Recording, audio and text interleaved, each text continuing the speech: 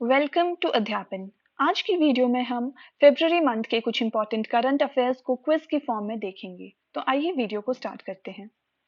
हमारा first question है, Sergio Mattarella को फॉर द सेकेंड टाइम किस कंट्री के प्रेसिडेंट के रूप में इलेक्ट किया गया है? ब्राजील, इटली, फ्रांस और यूक्रेन। तो इसका सही आंसर है option B, Italy. From 2015 he is serving as the president of Italy. As per Economic Survey 21-22, what is the estimated GDP growth of India in 22-23? तो India की GDP growth 2022 से 2023 में कितनी हो सकती है, इसका क्या एस्टिमेट लगाया गया है? 9.2 to 9.7%, 8.2 to 8.7%, 8.0 to 8.5% और 10.0 to 10.5%। इसका सही आंसर है option C, 8.0 to 8.5%। Union Budget announced a scheme to promote chemical-free natural farming with pilot project along which river? Options are Brahmaputra, Ganga, Yamuna और नर्मदा। तो इसका सही आंसर है option B, that is Ganga. Ganga के across 5 kilometre wide corridors में farmers के land पे natural farming को प्रमोट किया जाएगा।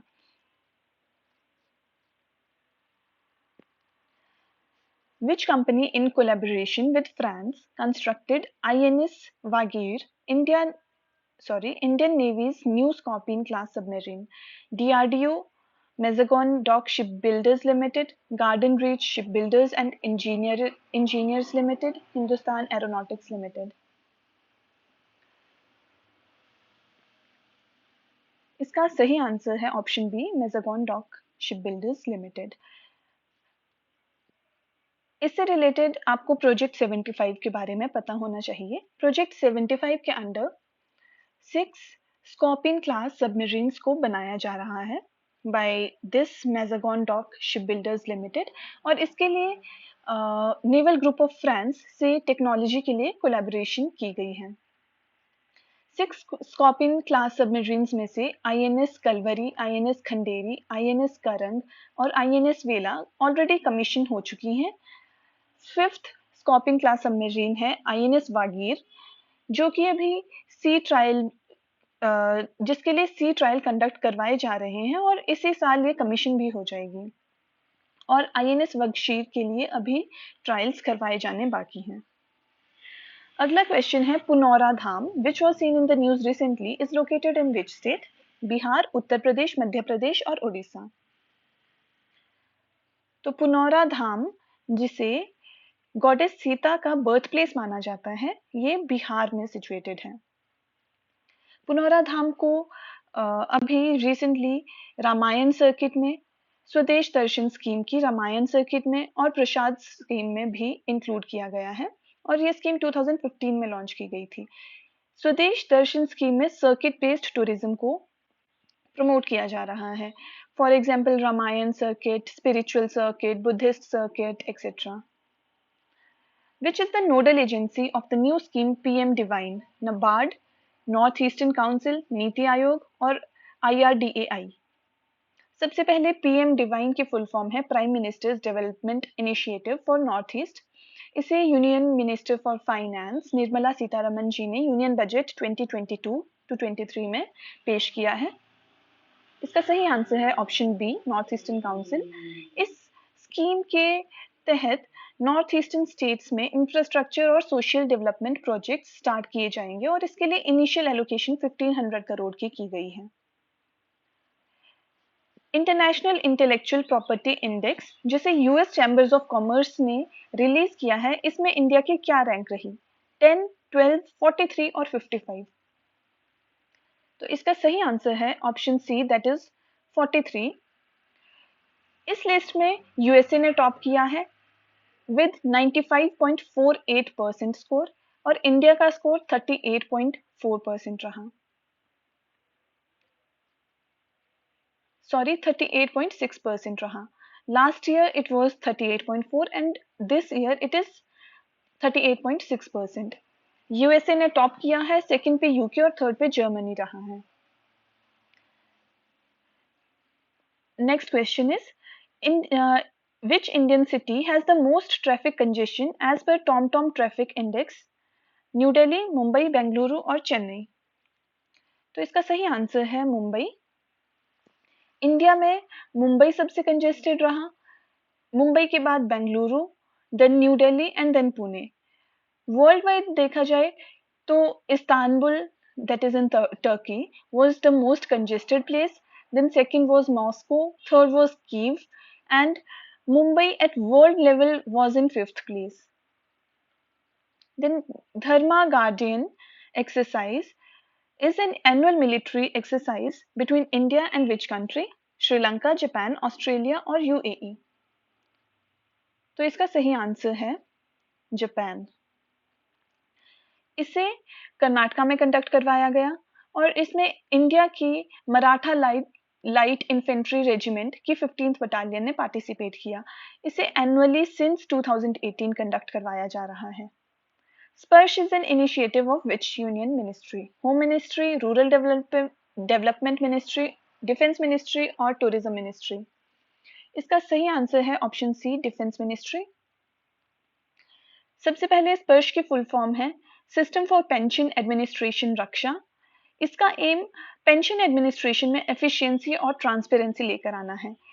इसके लिए डिफेंस मिनिस्टर ने एक एमओयू साइन किया है विद कॉमन सर्विस सेंटर्स।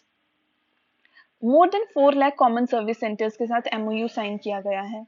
इस एमओयू से पेंशनर्स को कनेक्टिविटी प्रोवाइड की जाएगी। उन पेंशनर्स को जो डायरेक्टली स्पर्श पोर्टल को एक्सेस नहीं कर पा रहे हैं वो इन कॉमन सर्विस सेंटर्स के थ्रू कनेक्ट कर सकते हैं। Then which country has unveiled its first hydrogen powered train? China, Japan, USA और इजराइल। इसका सही आंसर है जापान। जापान का गोल कार्बन न्यूट्रल 2050 तक होने का है, उसी के लिए ये एक इनिशिएटिव है। और इंडिया का गोल, इंडिया का target to become carbon neutral is by 2070। Which ministry organized the लाभार्थियों से रूबरू initiative? Ministry of Power, Ministry of Housing and Urban Affairs, Ministry of Agriculture and Farmers Welfare और Ministry of Textiles? Correct answer is option B, Ministry of Housing and Urban Affairs. तो इस initiative को mainly launch किया गया है प्रधानमंत्री Awas Yojana urban के beneficiary से इंटरेक्ट करने के लिए और इस स्कीम के प्रधानमंत्री आवास योजना अर्बन के प्रोजेक्ट्स की प्रोग्रेस को मॉनिटर करने के लिए। Then which is the first country outside India to adopt India's UPI system? Bangladesh, UAE, Sri Lanka और नेपाल। इसका सही आंसर है option D, that is Nepal.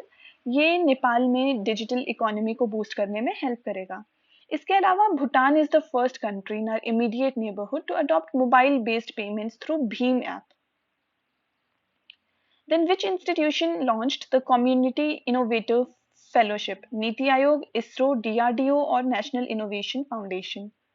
The correct answer is option A, that is NITI Aayog.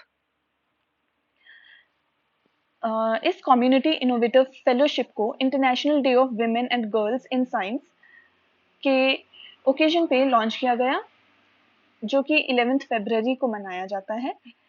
So this fellowship is going to be a 1 year long fellowship programme. और according to this programme innovators को help किया जाएगा to set up their social enterprises जिनका focus community issues से related solutions provide करना होगा। Sustainable development goals के बारे में इन्हें सिखाया जाएगा और इनका focus in sustainable development goal के बेसिस पर ही सॉल्यूशंस प्रोवाइड करना रहेगा। Then the Lassa fever, which was seen in news, is spread by which species? Rats, bats, mosquitoes or swine? So the correct answer is rats. Or for the first time, this fever was discovered in Lassa in Nigeria in 1969. और फिलहाल ये waste Africa में endemic disease है। And this is a viral disease. Which state announced to commemorate February 15 as Shaheed Divas in memory of 34 freedom fighters killed 90 years ago? Uttar Pradesh, Bihar, Gujarat और Chhattisgarh. The answer is Bihar. Tarapur massacre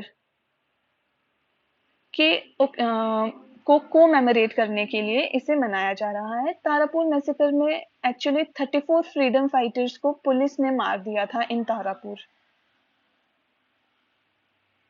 Which institution has developed an AI-based diagnosis technique using X-ray named COMETNet to screen COVID-19? AIIMS, IIT Jodhpur, JIPMER और John Hopkins university.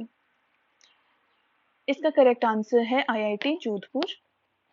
So this is going to be an alternative to the regular RT-PCR test. Next question is Senya Rankshetram, which was seen in the news recently, is military exercise, Indian Army hackathon, Indian Army simulator or Defense University? The correct answer is option B, Indian Army hackathon.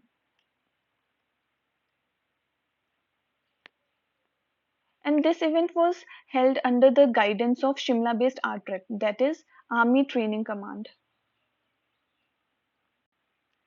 Then Frank Walter Steinmeier has been re-elected as president of which country? France, Germany, Italy or Austria? The correct answer is Germany. And the final question for today's video is, which country has become the first to allow drones in civilian airspace? Options are USA, Israel, Russia or UAE.